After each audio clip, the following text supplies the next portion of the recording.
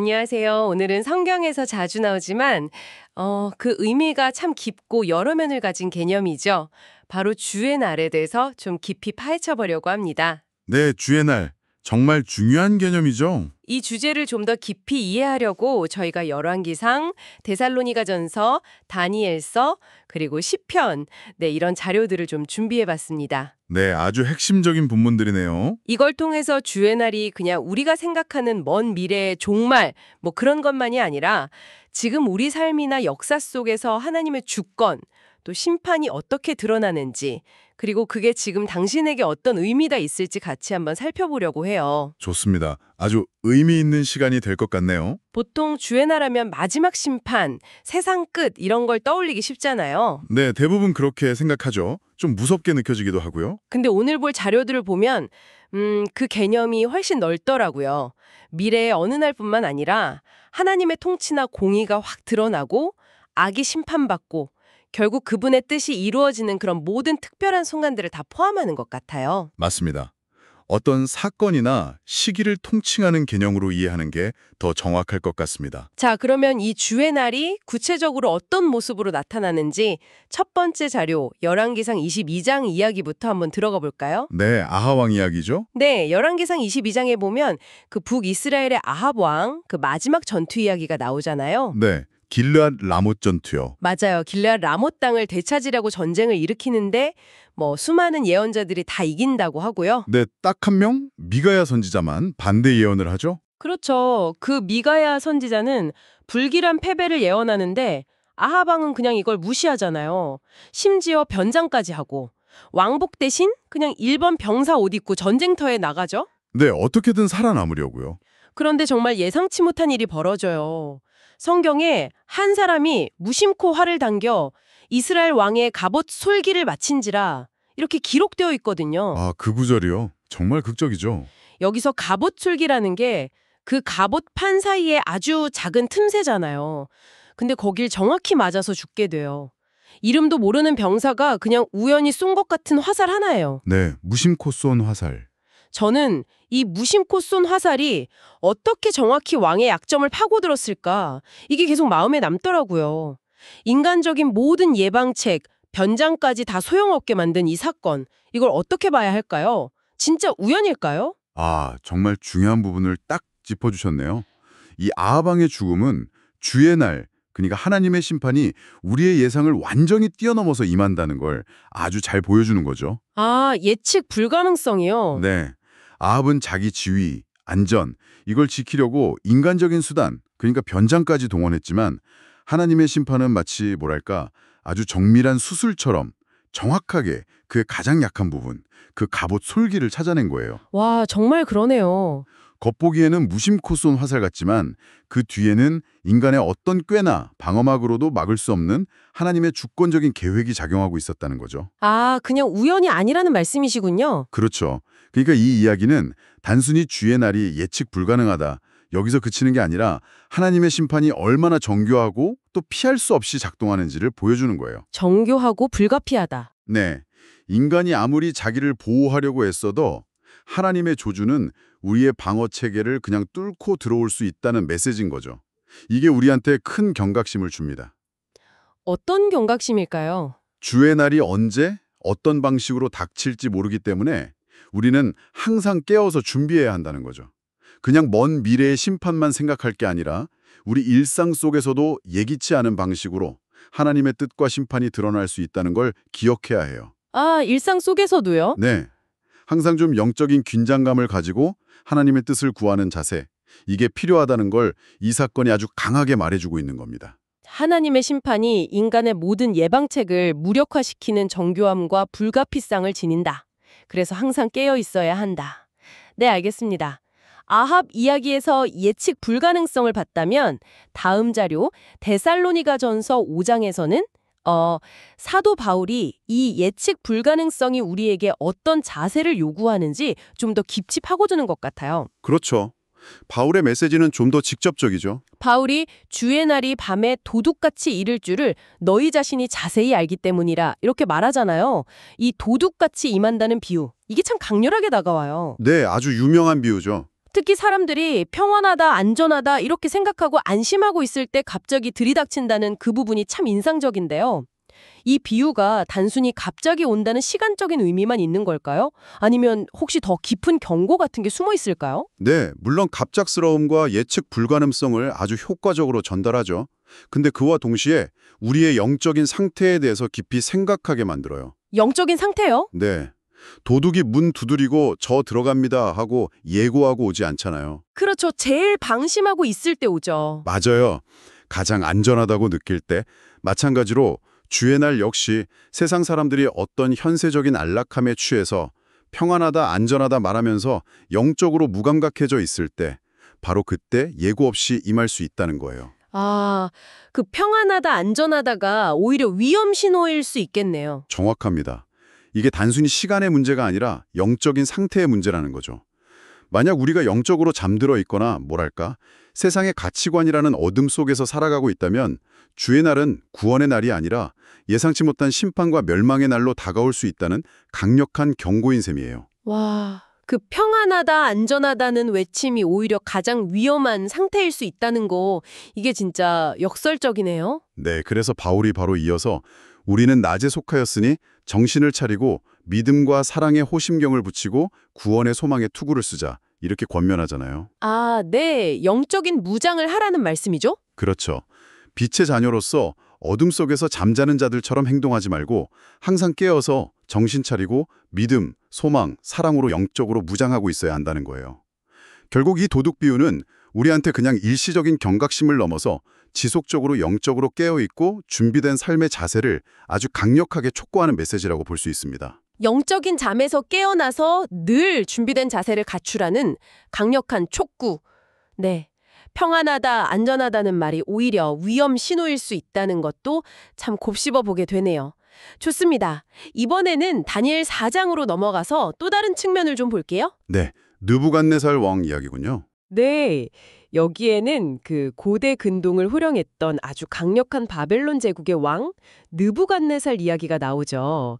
이 사람이 자기 힘과 지혜로 이룬 제국의 영광에 완전히 취해서 뭐랄까 극도의 교만에 빠지게 되잖아요. 네, 정말 대단한 권력을 가졌던 왕이죠.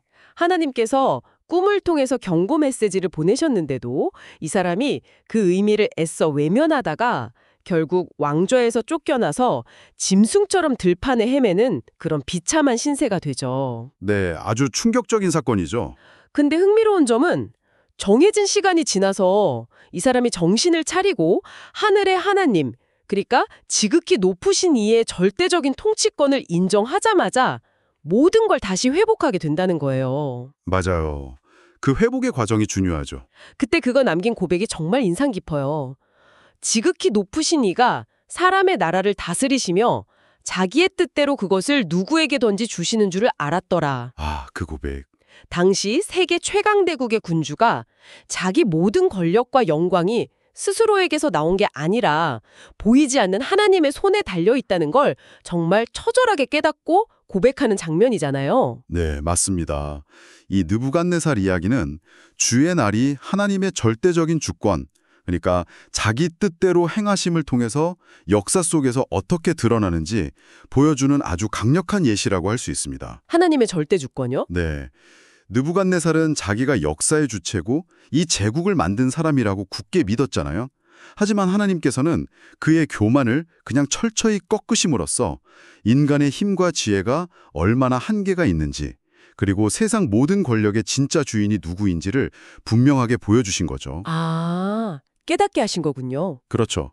그의 회복조차도 그의 능력이나 자격 때문이 아니라 하나님의 정하신 때와 은혜로 이루어진 것이고요. 대한 제국이나 권력도 영원할 수는 없고 역사의 진정한 주관자는 오직 하나님 한 분이라는 뭐랄까 장엄한 선언과 같아요. 아, 역사의 주관자는 하나님이시다. 네.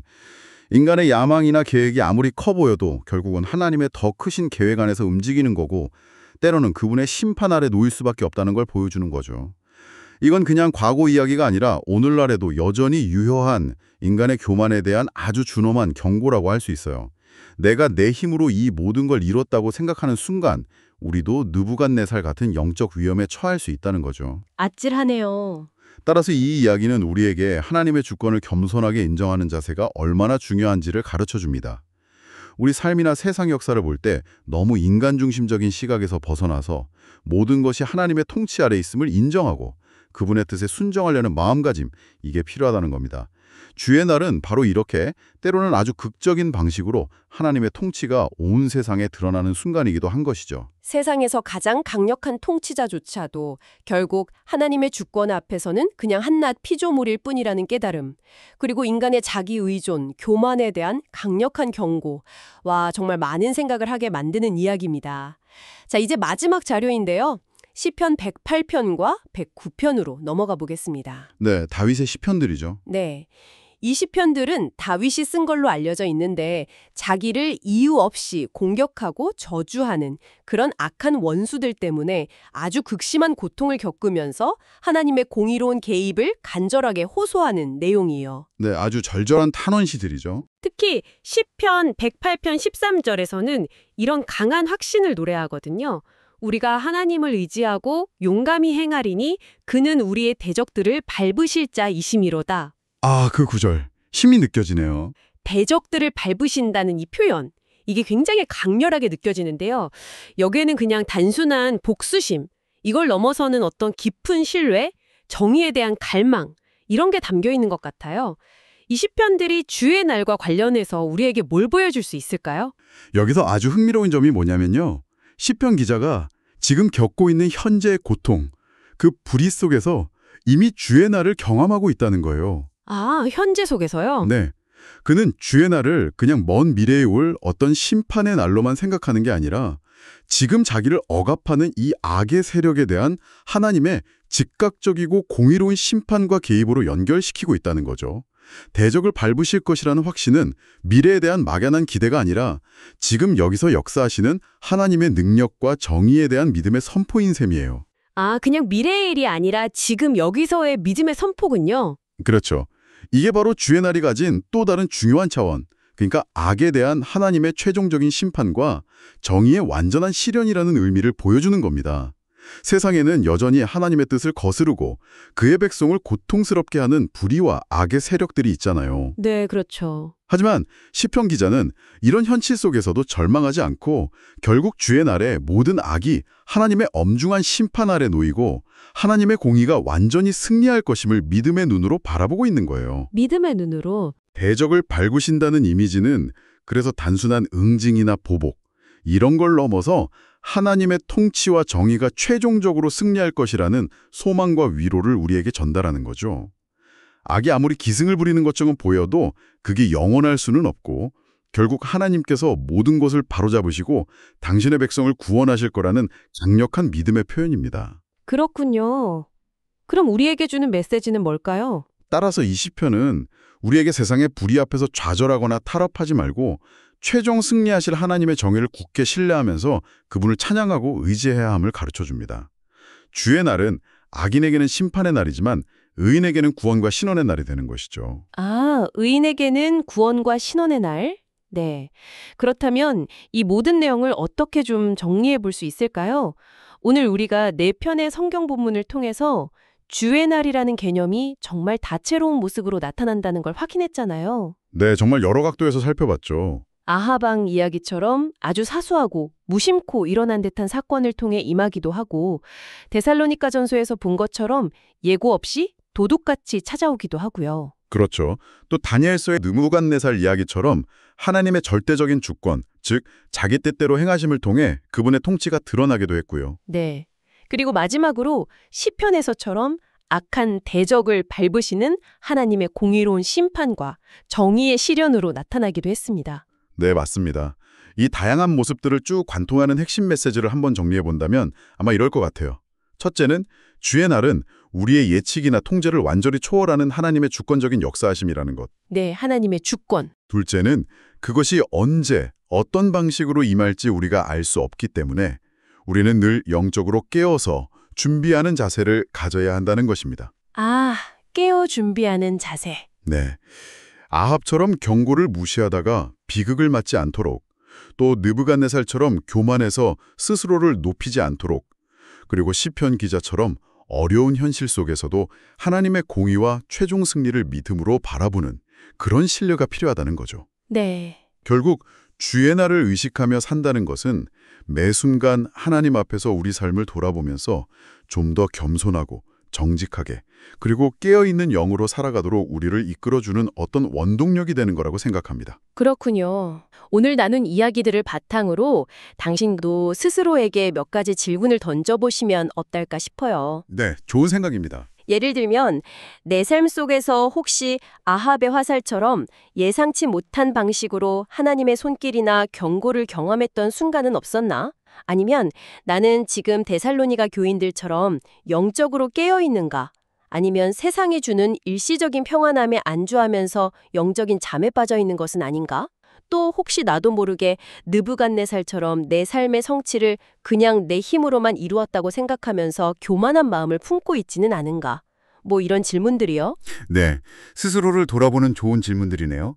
그리고 마지막으로 이런 질문을 당신께 남겨드리면서 마무리하고 싶습니다.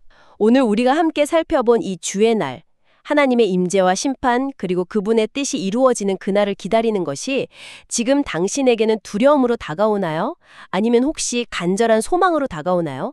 그리고 그 이유는 무엇인지 한번 깊이 성찰해 보시면 좋겠습니다. 네, 정말 중요한 질문입니다. 다음에도 흥미로운 자료들을 가지고 당신과 함께 더 깊은 탐구를 이어갈 수 있기를 기대하면서 오늘은 여기서 마무리하겠습니다. 네, 수고하셨습니다.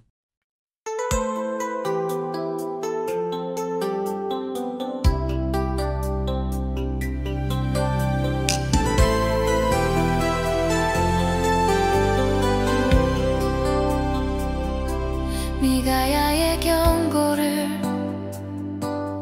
무시했던 왕, 아합 무심코 날아온 화살의 심판을 맞았네. 인생의 우연을 통해 역사하시는 주님, 주의 날은 예고 없이 임하네.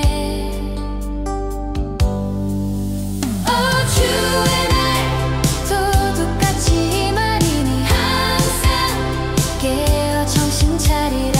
자기 뜻대로 행하시는 주님, 대적들을 밟고 승리하시네.